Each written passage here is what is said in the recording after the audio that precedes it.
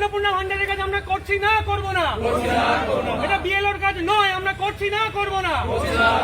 হচ্ছে এসআইআর এর কাজ করতে গিয়ে আমরা যতটা সমস্যার সম্মুখীন হয়েছিলাম, এবার শোনা যাচ্ছে যে 12 পৃষ্ঠার একটা ফর্ম অন্নপূর্ণা যোজনার জন্য পূরণ করতে হবে, এবং সেটা মনে হচ্ছে আরও যথেষ্ট কঠিন, যথেষ্ট কঠিন। 12 পৃষ্ঠার ফর্ম মানে একেবারে নারী নক্ষত্র বার করে দিতে হবে একটা পরিবার থেকে, যাতে করে দেখা যাচ্ছে যে কোনো সময় কোনো পরিবার কর্তার ক্ষেত্রে মনে হতে পারে যে আমাদের পরিবারের নামটা বাদ দেওয়ার জন্যই ইনি এসছেন এবং ইনি ইচ্ছাকৃত এইসবগুলো প্রশ্নগুলো করছেন, করে আমাদের নামটা বাদ দিতে চাইছেন।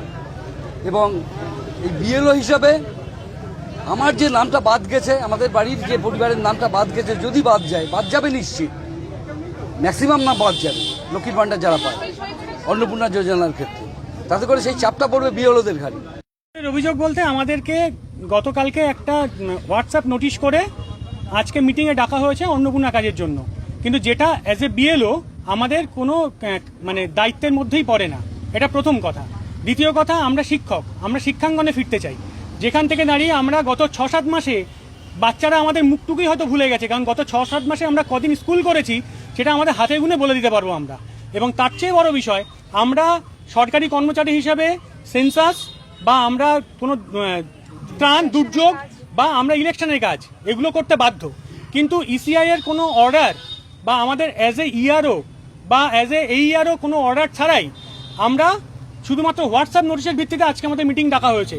এবং যেখান থেকে দাঁড়িয়ে গতকাল অনেককে চুপি ফোন করে তাদেরকে ডেকে নিয়ে গায়ে মাথায় হাত বুলিয়ে তাদেরকে ফর্ম অন্নপূর্ণা ভান্ডারের ফর্ম ধরিয়ে দেওয়া হয়েছে, যে জায়গা থেকে দাঁড়িয়ে এই কাজটা করতে আমরা বাধ্য নই। এবং এর পেছনে আরও একটা কারণ আছে, শিক্ষক হিসাবে আমাদের যতটুকু সম্মান আমরা অর্জন করেছিলাম সেই সম্মানটুকু পুরোপুরি জলাঞ্জলি গেছে এই এসআইআর করতে গিয়ে। কারণ ফিল্ড লেভেলে আমরা যে পরিমাণ কাজ করেছি, যে পরিমাণ পরিশ্রম করেছি, তারপরেও যাদের নাম যে লজিকে বাদ গেছে তার কৈফিয়তটুকু কাউকে দিতে হয় না, বিএলওকেই দিতে হয়, কারণ বিএলও লোকাল। এরপরে সেটা ছিল একটা ভোটের প্রশ্ন, একটা মানুষ ভোট দিতে পারছে না বলে রাস্তাঘাটে যখন যেখানে ভোরবেলা রাত্রিবেলা 10টার সময় এসে লোকে বাড়িতে এসে অপমান করে যাচ্ছে, আমার সন্তানটুকু কি দেখছে, তার সামনে অপমান হতে হচ্ছে আমাদের। এটা চূড়ান্ত হেনস্থা হতে হচ্ছে আমাদের। এরপরে যদি লক্ষ্মীর ভান্ডার 3000 টাকা মানুষ না পায়, তাহলে সেই টাকাটার জন্য তো আমাদেরকে পিঠের চামড়া থাকবে না। অন্নপূর্ণা যোজনার জন্য যদি মানুষ সেই টাকাটা না পায়, তাহলে আমাদের পিঠের চামড়া থাকবে না, কারণ আমরা লোকাল। বিএলওর ঘাড়ে বন্দুক রেখে প্রশাসনিক দায়িত্ব দিয়ে আমাদেরকে আমাদের উপরে চাপিয়ে দেওয়া হচ্ছে জোর করে, অথচ আমাদের যেটা মূল কাজ আমরা সেখান থেকে দূরে সরে যাচ্ছি। আমরা ফর্মটা দেখিনি, আমাদের আজকে ডেকেছিল মিটিংয়ে, আমরা মিটিংয়ে যাইনি, কারণ আমরা গতকালকে আমাদের হোয়াটসঅ্যাপ গ্রুপে আমাদের কোনো প্রপার অর্ডার দেওয়া হয়নি, লিখিত কোনো অর্ডার নেই। আমাদেরকে বলা হয়েছে অ্যাজ এ বিএলও শুধু একটা মেসেজ করা হয়েছে, অথচ আমাদের অর্ডার দেওয়া উচিত ছিল। আমরা যেভাবে বিএলও হিসাবে অ্যাপয়েন্টেড, আমরা ইসিআই এর আন্ডারে যেভাবে বিএলও হিসেবে অ্যাপয়েন্টেড, তাতে আমাদের অ্যাপয়েন্টমেন্ট লেটারে ইআরও সাহেবের সই আছে, যেটা আমরা 124 বসিরহাট দক্ষিণের ইআরও সিগনেচারে আমরা অ্যাপয়েন্টেড, যেটা ইসিআই এর গাইডলাইন অনুযায়ী। কিন্তু অন্নপূর্ণা ভান্ডারের এরকম কোনো গাইডলাইনের পার্ট আমরা হতে পারি না আইনত।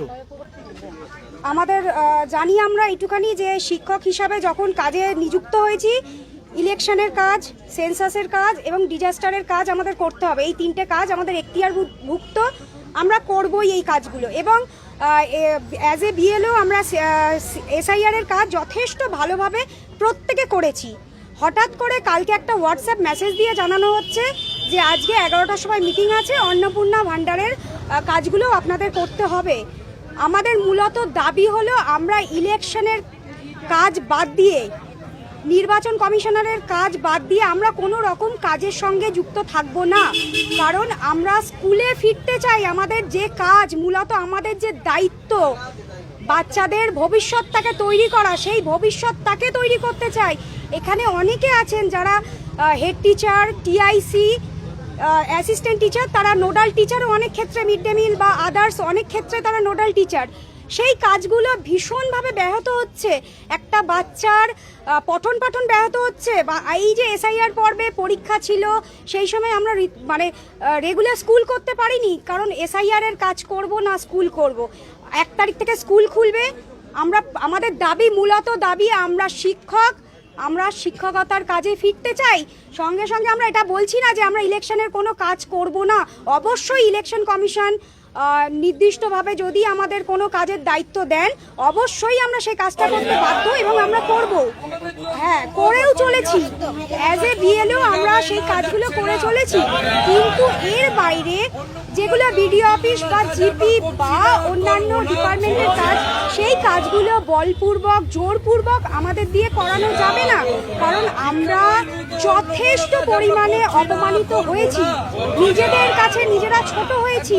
কারণ যেখানে মানে শিক্ষক হিসাবে যেটুখানি সম্মান, যেটুখানি ভালোবাসা অর্জন করেছিলাম, সেটাও এই এসআইআর এর কাজ করতে